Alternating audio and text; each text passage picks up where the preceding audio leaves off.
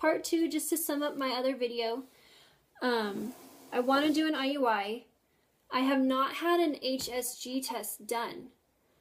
And part of me, a big part of me, just wants to say, okay, no. I'm pretty sure the problem is male factor infertility, and I don't want to do the HSG test. I want to just do an IUI.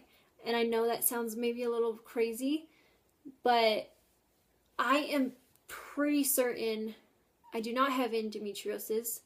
I do not have scar tissue blockages down there. I've never had a surgery down there. I have conceived a child. I have had a full-term pregnancy. I don't feel like that's an issue for us. I don't want to say, you know, absolutely not, because I know stuff can happen, and I know, you know, there's a possibility that could be an issue. Who really knows? But I don't want to have to do that test. Sorry, my phone's kind of falling around on you.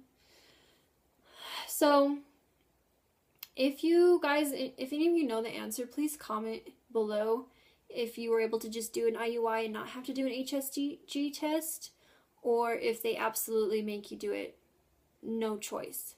And another thing too is that what we're looking at with that HSG test is it's going to cost $600.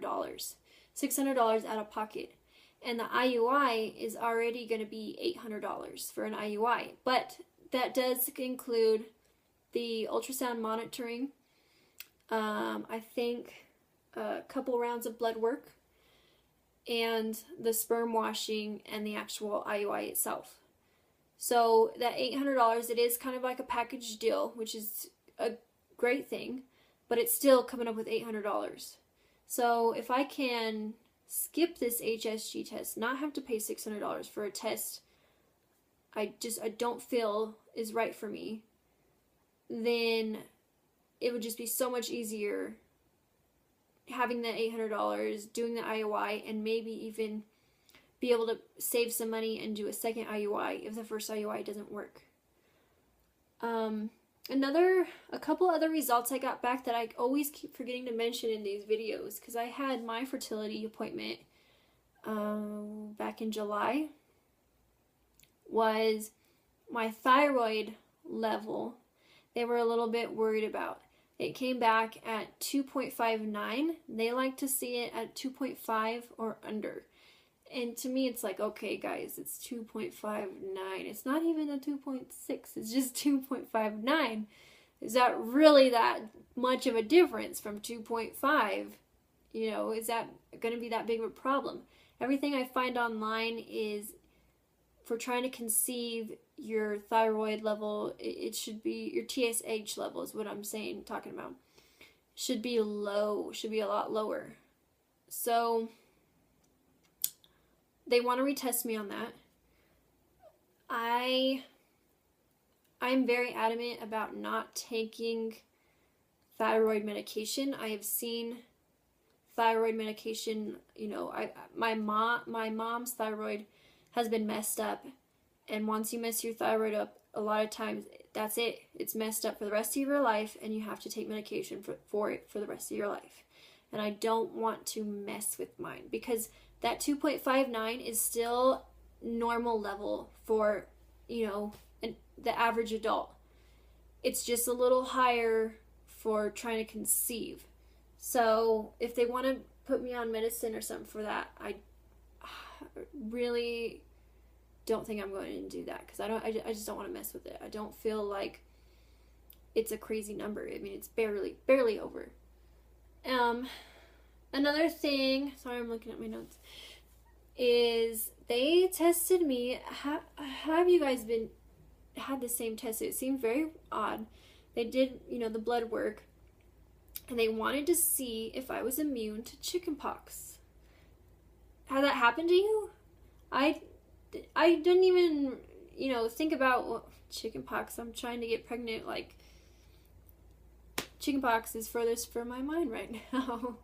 And also, I had chickenpox as a kid, and I had it really bad.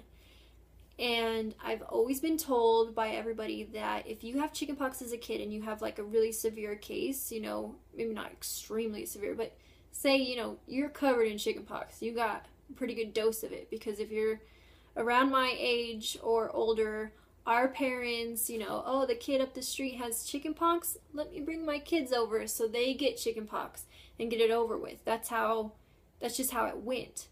So of course, the kid up the street had it. My mom exposed us to it on purpose so that we would get it and get over it. Because, I mean, in theory, you're only supposed to have chickenpox once. But I know it's, you know, it still lives within you and it can come out as shingles when you're older. But I've always been told if you have it really bad as a kid that the chances of you getting it again are so slim. Now, according to my blood work, I am not immune to chickenpox, which I am just shocked because of how bad I had it as a kid. I'm not immune to it, and the lady was very weird on the phone about it. She was kind of like, we want you to get that chickenpox shot, but our clinic doesn't do it, but you'll have to go to another doctor. If you're, you know, trying to get pregnant, we want you to get that shot, and then you'd have to, it takes like 2 months. Like, you get one shot the first month, and then you have to wait a month and get another shot for it to be complete. Otherwise, I have to sign this whole waiver saying that I opted out of getting the chickenpox shot and that I will get it, you know, say I get pregnant and have a full-term pregnancy, God willing, that I will get the shot after I give birth. So that seemed very weird to me. Let me know if you guys kind of experienced the same thing. It seemed like, all right, guys, calm down. It's just chickenpox. That's what I wanted to tell her. But I mean, I understand it can be potentially harmful for a fetus and a young, you know, newborn. But I've never been told that before. Anyways, thank you for watching my videos. I will try to do an update soon. I think that we are looking at an IUI beginning of the year is what I think.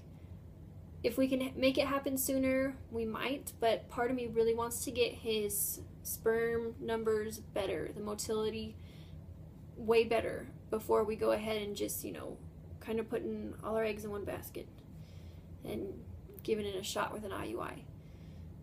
So I will do an update probably sometime around that time.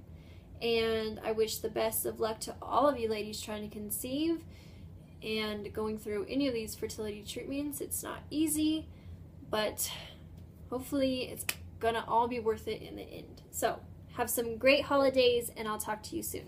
Bye.